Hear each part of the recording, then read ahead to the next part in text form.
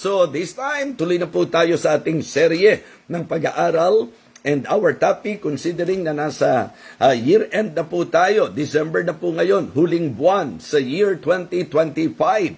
So medyo approaching na po ang 2026. Kaya it is good na tayo po sa pagtatapos ng 2025, maramdaman ng Panginoon that we are really thankful, we are really grateful, especially sa hindi maitatangging kabutihan at pagpapala niya sa ating buhay sa lahat ng naranasan natin. Shout out kay best friend Norberto ko, good morning, at sa pamilya ko. Alright, Thanksgiving is the best giving. Yan po ang ating pong naging paksa. At ating pong unang tinalakay ang patungkol sa masasabi po nating pagkilala at ang pagpaparangal sa ating pong dakilang Diyos. Ano po? So, sa serye po natin, inumpisahan po natin sa ating pong topic na Thanksgiving is the best giving. Tinalakay po natin mga kapatid that Thanksgiving honors the sovereign God. Thanksgiving honors the sovereign God. It recognizes God's sovereignty, it reveals God's supremacy, and it reflects God's sufficiency. Yan po ang unang bahagi na tinalakay po natin sa ating pong pag-aaral sa serye po natin about Thanksgiving. That Thanksgiving is the best giving. Ang ating pong teksto ay nasa Psalm chapter 116.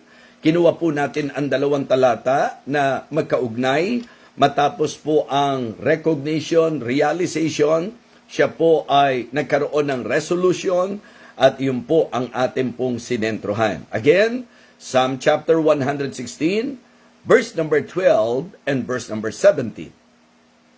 What shall I render unto the Lord for all His benefits toward me?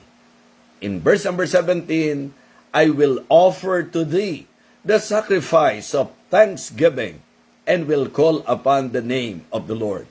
Again, ang sabi po ng psalmist, what shall I render unto the Lord for all His benefits toward me? And then in verse number 17, I will offer to thee the sacrifice of thanksgiving and will call upon the name of the Lord. Let us pray. Dakilang Diyos, aming Ama, kami po ay patuloy sa pagtunghay sa mensahe na may kinalaman sa pusong mapagpasalamat. Lord, alam po namin na ang pagpapasalamat ay kalooban mo. Ito'y mabuti para sa iyo. Kaya nais po namin gawin ang mabuting bagay to always thank you and praise you for your goodness, for all the blessings, for all the benefits that we are enjoying sa buhay po namin, Panginoon. Lord, may you teach us again this morning. May you bless your people at dali mo po kami sa realization that life indeed is full of benefits, full of your favor, full of your blessings. Kaya marapat lang po na kami ay mapuno ng aming pasasalamat. Kaya dakilang Diyos, higit sa ano paman, ito po nawa ang maialay namin sa iyo. Ito nawa ang maibalik namin sa lahat ng kabutihan mo. Ang tunay na pasasalamat. Muli po, purihin ka, dakilain ka.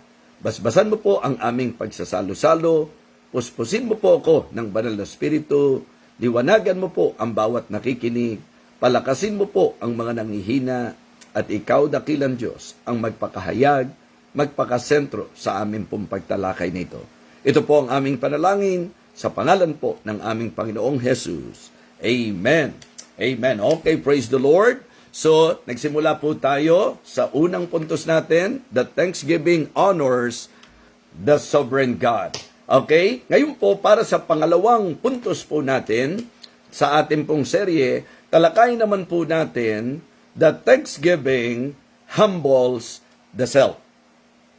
Thanksgiving humbles the self. Ang Thanksgiving po ay nagbababa ng ating mga sarili. Kapag ka ang isang Kristiyano po, ang isang tao po ay mapagpasalamat, talagang Diyos ang naitataas. At yan po ang gusto kong bigyan ng pansin. Well, it is good, lalo na kung ngayon ka lang nakapakinig, na bago po tayo pumalaot sa ating pong second point, I mean, before we proceed, yung ating pong pinakapundasyon. Ang pundasyon po natin is about the realization of the psalmist that life indeed is full of God's benefits. Pag pinag-usapan natin ang benepisyo ng Panginoon, na kung saan hindi po maitatanggihan, bawat gising sa umaga, pagpapala. Kapag tayo po ay kakain, pagpapala po yan. Kapag tayo po ay papasok sa trabaho, pagpapala po yan. Pagka papasok tayo sa eskwela, pagpapala po yan.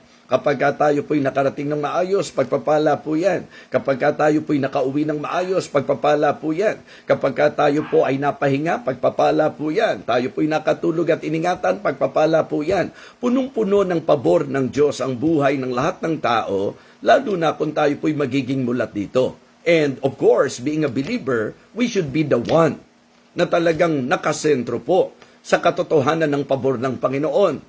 Every day in our lives, no one can deny that we are enjoying God's benefits, that we are enjoying God's favor. And that is the reason why I can say that it is but right for us to be thankful to God. And you know, in the Bible, niliwanag po yan, in everything give thanks. In everything give thanks. Hindi sinabing in every extraordinary thing. Hindi rin po sinabing in every favorable things. Ang sabi po, in everything give thanks, for this is the will of God in Christ Jesus concerning you. Kamusta ka ba, kapatid? Alam niyo po na ang ikalulungkot ng buhay natin ay dala ng hindi natin pagpapasalamat.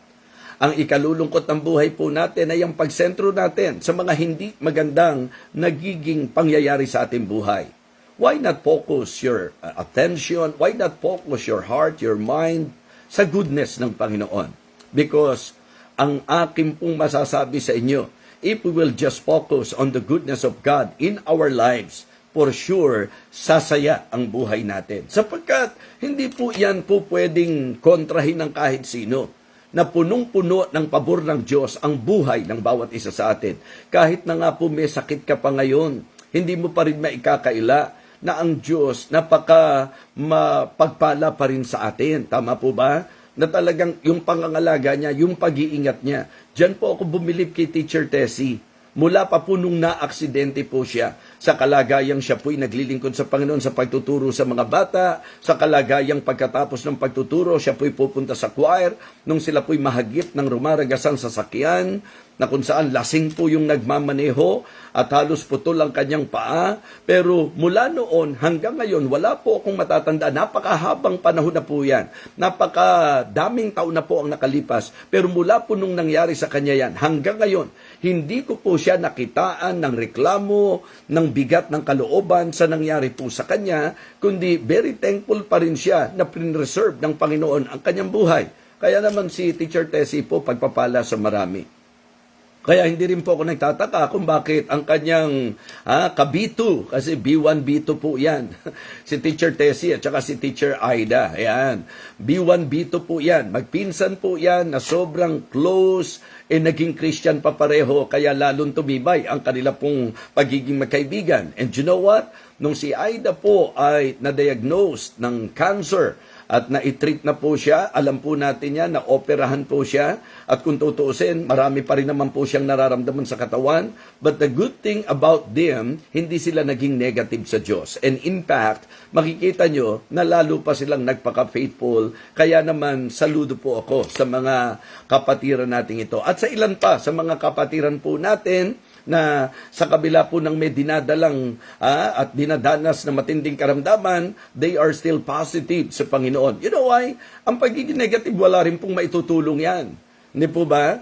Mga kapatid, kung Kristiyano po tayo, panghawakan natin sa anumang sitwasyon ng buhay, huwag pag magaganda lang ang nangyari. Alam niyo po, ang Romans 8:28 ay laging totoo sa nasa kalooban ng Diyos at sa nagmamahal sa Diyos. And we know that all things work together for good to them that love God, to them who are the called according to His purpose. Isa lang ang bagay na titiyakin natin so that every experience in life, makita po natin na ito'y blessing kapag pinanghawakan natin at tiniyak natin na tayo po ay nasa kalooban ng Diyos at mahal po natin ang Panginoon.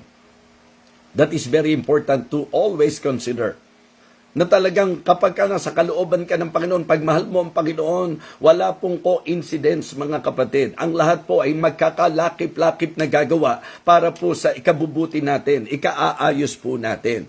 Kaya let us develop the attitude of gratitude. Be thankful because yan daw po ang kalooban ng Panginoon. Again, in everything give thanks, for this is the will of God in Christ Jesus concerning you.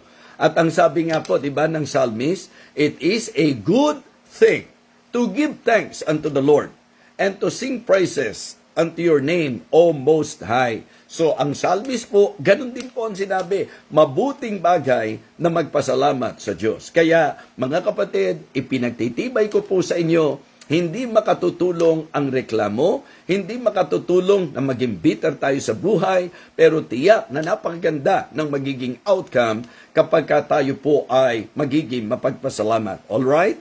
Thanksgiving humbles the self.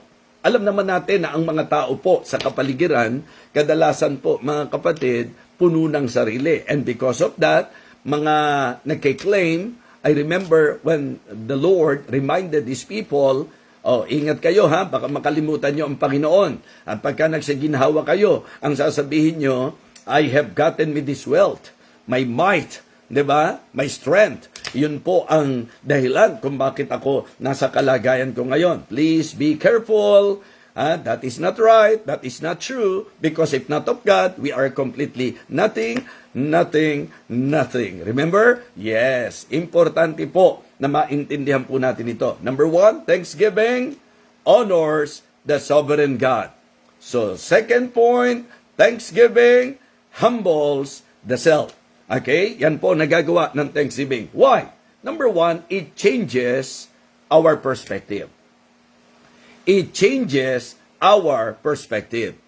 Kapag ka dinidevelop po natin ang pusong mapagpasalamat, okay, yung mga hindi magandang pananaw natin sa buhay, nababago. Kasi may mga tao po na parang kailangan, para maging masaya, kailangan lahat ng sitwasyon pumapabor lang sa kanya. Sinabi ko na nga po sa inyo, sa usapang kalooban ng Diyos, lahat ng pangyayari, makikita nyo in the end or along the way, you will find out, you will discover, you will realize na, for good ko pala yun. Yan ang ibig ko pong sabihin mga kapatid. Pero sa totoo lang, pagka dinevelop natin ang attitude of gratitude, yung pagiging mapagpasalamat po natin, naiiba po yung ating perspective. You know why? Kasi kapag ikinasa mo na, yung bang sinasabi nga po ng psalmist, I will offer to thee the sacrifice of thanksgiving. Kumbaga, yung mga i-offer natin sa Diyos, offer ng pasasalamat. E di syempre, para makapag-offer ka, ang magiging kaisipan mo ngayon, yung kabutihan ng Panginoon. So, yung perspective mo ngayon, gumaganda. Because, nagiging aware ka, nagiging particular ka, nagiging sensitive ka sa mabubuting bagay ng Panginoon, mga kapatid. So, liliwanagin po natin, everything about God is good. And every dealings of God sa Kanya pong mga anak ay makabubuti. Tinitiyak ko po sa inyo yan. Kaya nga, kahit ito yung palo na nararanasan natin pag namamali tayo, makakabuti po sa atin yan. Mahirap yung hindi tayo nakakaranas ng palo kapag tayo po ay lihis na, kapag mali tayo. Kaya ang palo sa usaping tama, sa usaping disenyo ng Panginoon, blessing pa rin na napapalo tayo kung kinakailangan. Kasi maraming mga anak na kung hindi napalo, hindi matitino ang buhay. Maraming mga anak na kung hindi napalo, kung hindi na disiplina mga kapatid, hindi po magtitino sa pag-aaral. So in a way, nagamit po ang pagdisiplina at pagpapalo sa kanila para magsikap sila, magpakainam sila, hanggang sa sila po'y makarating sa magandang kalagayan ngayon. The same thing is true sa atin po mga kapatid. Kaya hindi ngayon nakaranas ka ng palo ng Panginoon, negatibo na yon. No. If you will consider the purpose and the reason why kailangang paluin po tayo, blessing pa rin po yan. Kaya mga kapatid, hindi na po natin talaga para mapasubalian pa yan na ang buhay natin bilang Kristiyano, lalo na kung nasa kalooban tayo ng Panginoon, mga kapatid, talagang blessing po, buhay na pinagpala. Kaya nga, importante po ito. It changes our perspective. Na kadalasan po, ito ang problema ang maraming tao na malungkutin sa buhay, ito yung mga tao na ang highlight lagi sa buhay nila, yung nagiging pity sa sarili. Dahil wala ako nito, kawawa naman kami, 'di ba? Parang Yung ganong mentality. Diba? Tapos, yung idea na walang mangyayari sa buhay ko, mga kapatid, sabi ko nga sa mga taga-Shekinah, kasi witness ako how they started. Ang ibig sabihin, yung early years ng buhay nila sa ministry, witness po ako, mga kapatid. Kaya kitang-kita ko na importante talaga na maging thankful tayo kasi nakita ko po sila, nakasama ko po sila sa early years ng kanilang ministry na kung ano yung meron sila, very thankful sila sa Panginoon. And that attitude is pleasing, mga kapatid. Nakakalugod sa Panginoon yan. Natutuwa po ang Panginoon sa mga thankful, sa mga talagang grateful. And you know what? Ang kagandahan kasi, pag ganun yung dinidevelop natin, na sa maliit na bagay, nagpapasalamat tayo sa Diyos, lalo pong kapag ka ibinigay na ng Panginoon. Kasi hindi ka naman kaagad pagtitiwalaan ng Panginoon ng malaking bagay. Bakit? Kasi yung gusto ng Panginoon, makita muna na pwede kang maging katiwala kahit sa maliit na bagay.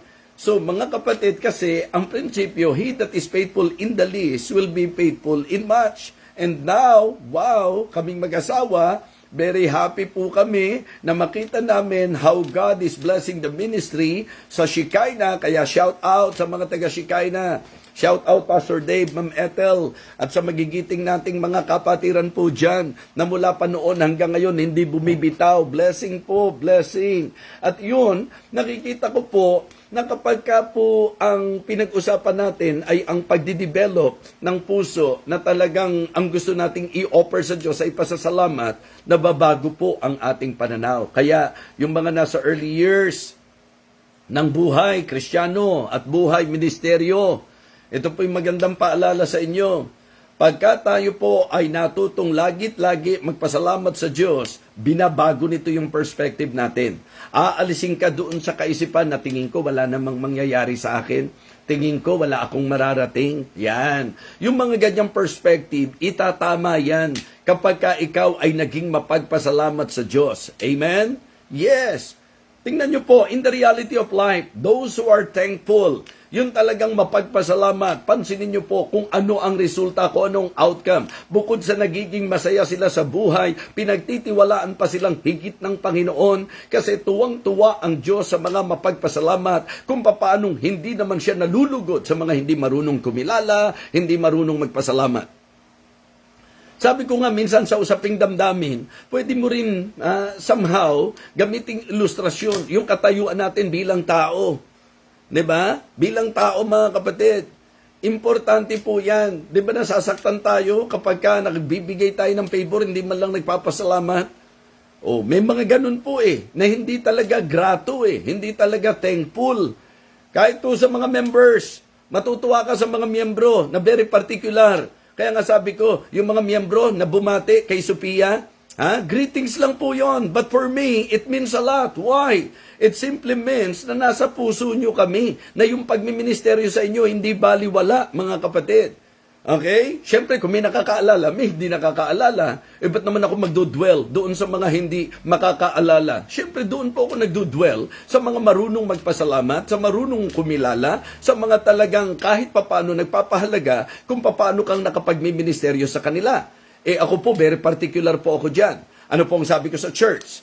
If the church is appreciating me, I really appreciate that. Masaya po ako pag na-appreciate ako ng church. Pero kapag ka na-appreciate ng church, yung pong asawa ko, yung anak ko, na kung saan sa usapang sakripisyo sa buhay ko bilang pastor, mas malaki po ang sakripisyo nila.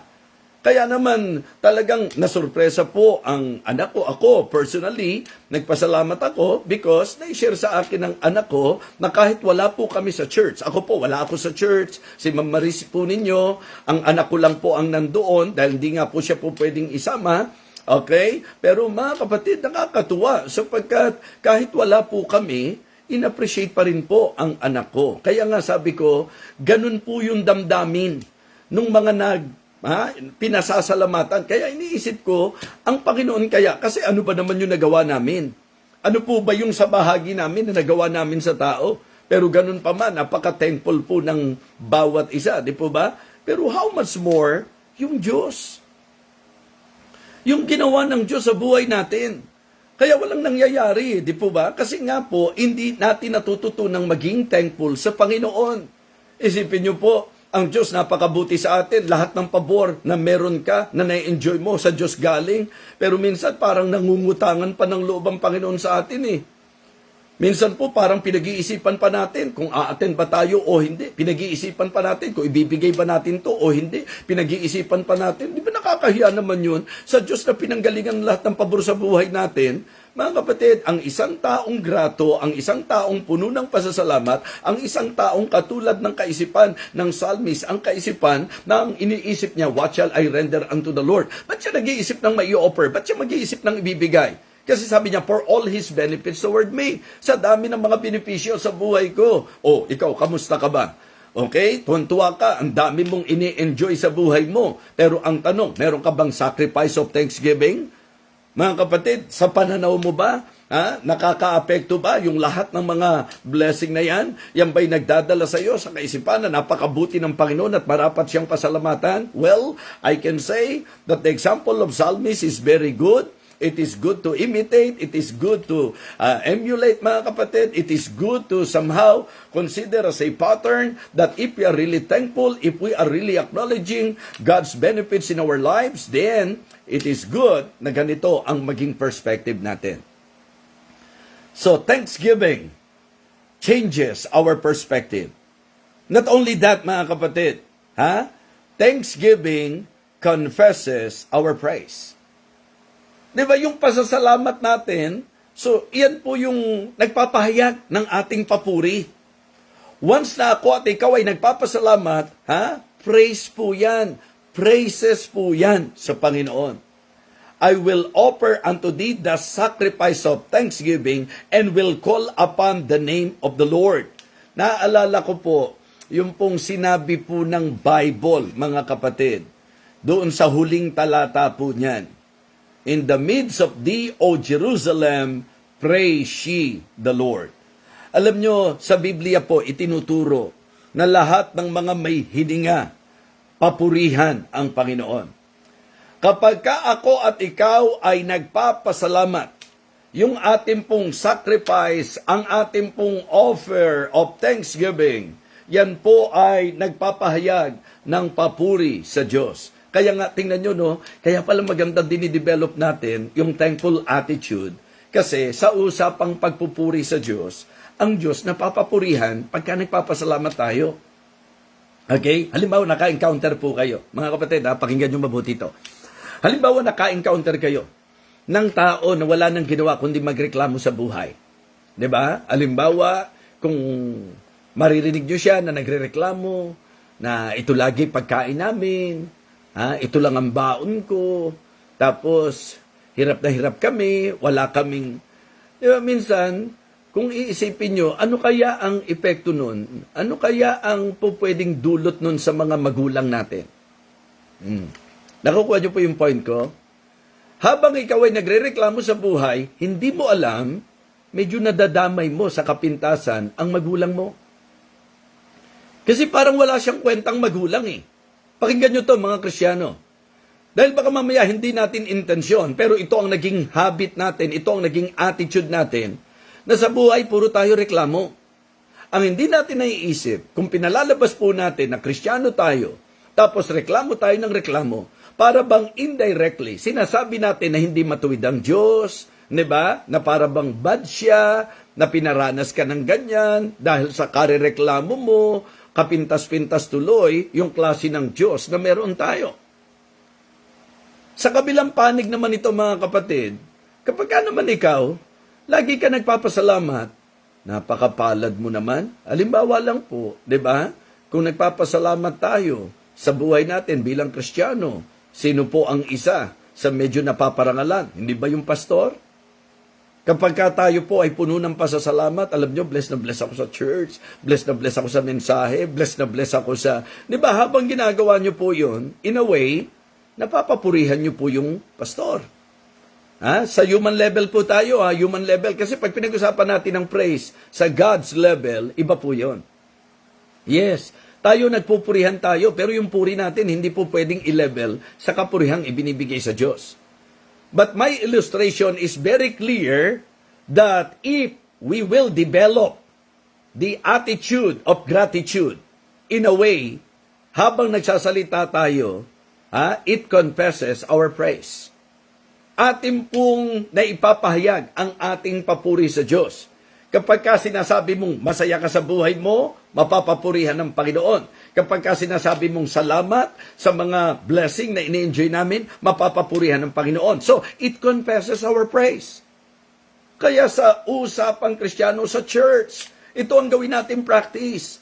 Huwag yung pintasan, huwag yung reklamuhan, huwag bitterness, huwag po yung mga masasabi nating daing. Sana po pag nag-uusap tayo sa church para napapapurihan ng Panginoon at sino mang taong makausap natin, let us develop the attitude of gratitude. Let us always thank God. Kahit yung simpleng bagay na binigay ng Panginoon sa atin, diyan ka mag-practice. Okay? Mag-practice po tayo para sa attitude of gratitude, para sa ating thanksgiving, na kahit simpleng bagay, pag binigay ng Panginoon, pasalamatan natin. Simulan mo yan. Pag nagising ka, papurihan mo kaagad. Pasalamatan mo ang Diyos at mapapapurihan siya. Salamat po, Panginoon, naghinising mo ako. Pagkakain po tayo, salamat. May kinakain po kami, Panginoon. Salamat sa lahat ng bagay. Trabaho, salamat po sa ibinigay mong trabaho. Mga kapatid, habang nagpapasalamat tayo, ang naihahayag natin kapurihan ng Panginoon. Amen? Thanksgiving changes our perspective. Thanksgiving confesses our praise. And you know what? Thanksgiving confronts our pride.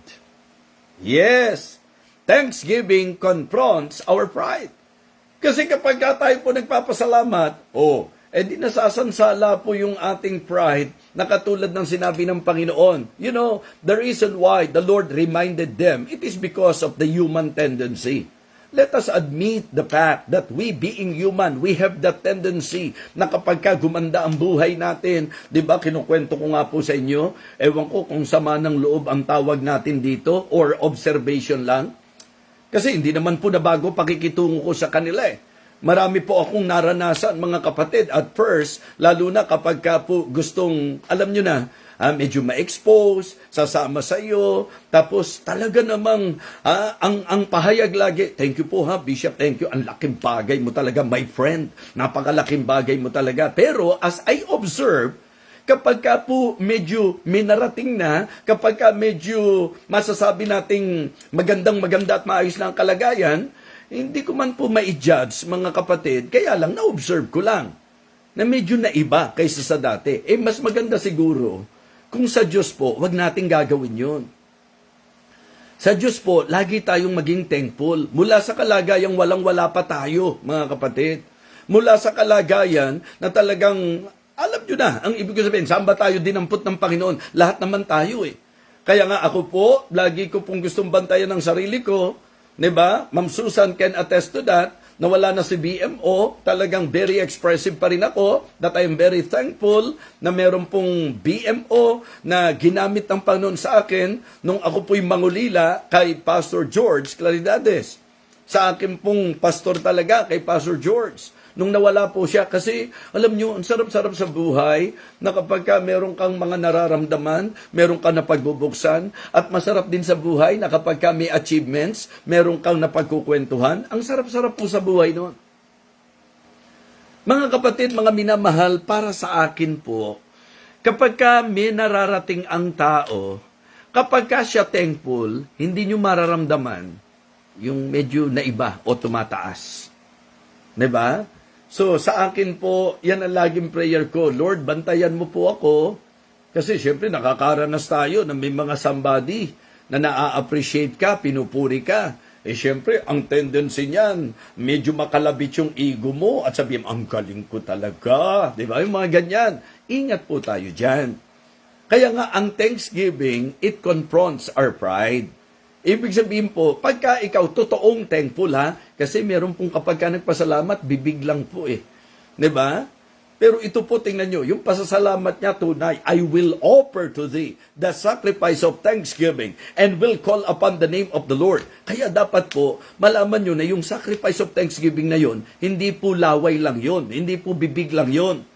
Ang ibig sabihin po, yung what shall I render unto the Lord, nag-iisip po yun. Kaya dapat meron tayong tinatawag na, di ba, offering kapag tayo nagpapasalamat. Kasi ang totoo nagpapasalamat, nag-iisip ng ano ang maibibigay. What shall I render? Nakita nyo po, kaya don't just memorize that verse.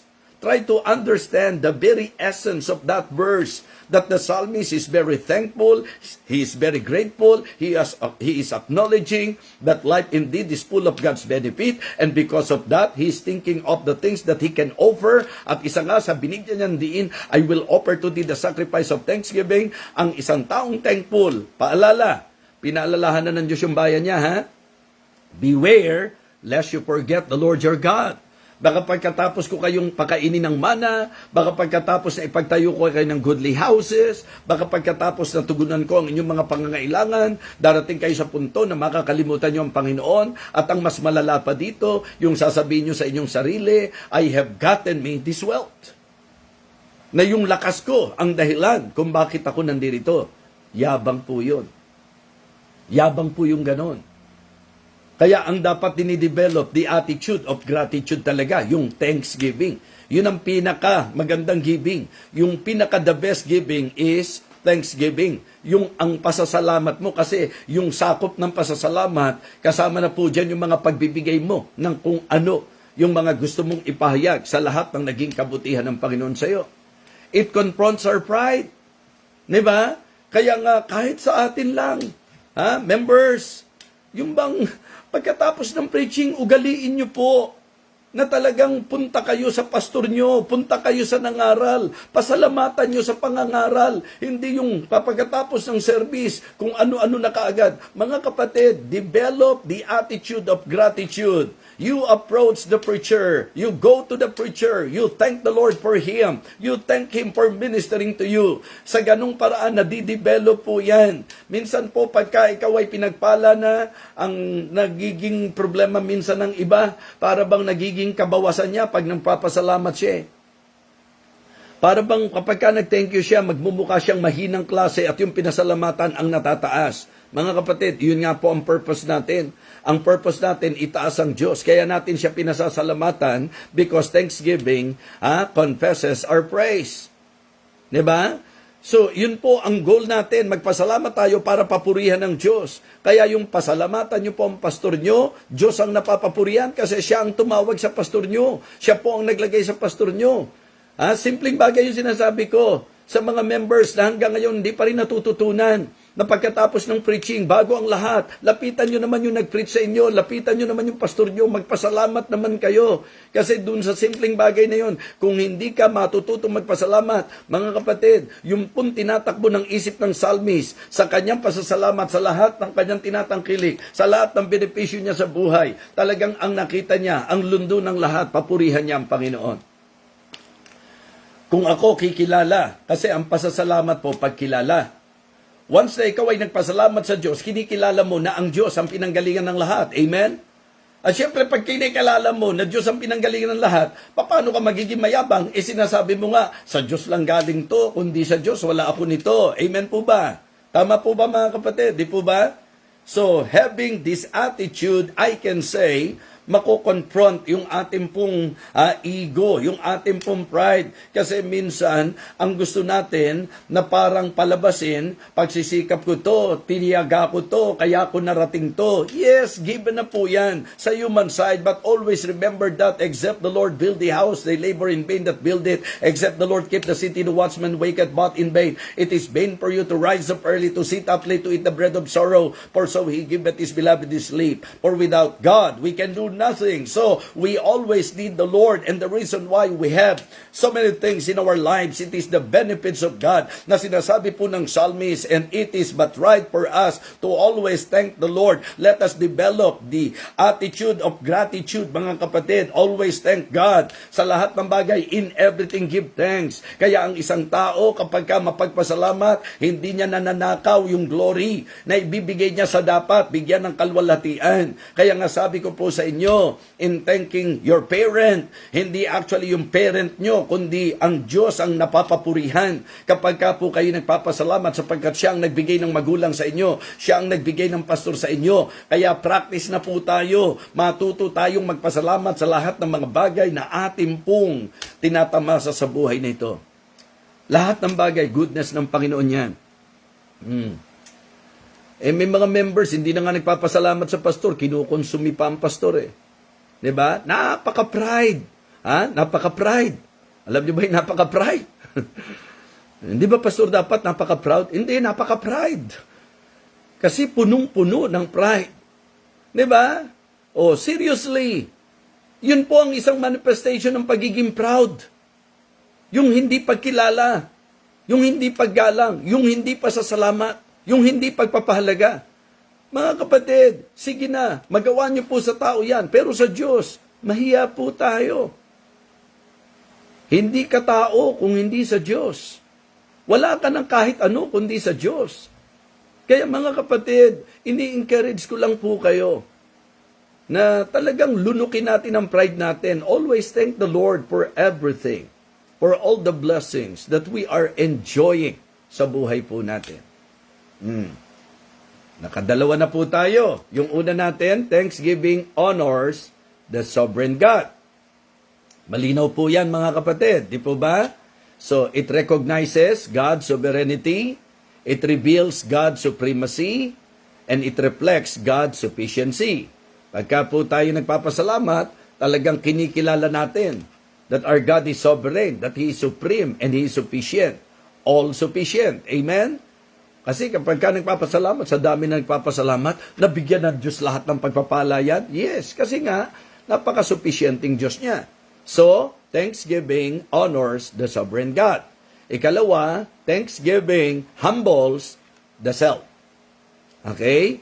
So, yan po ang tinalakay natin mga kapatid.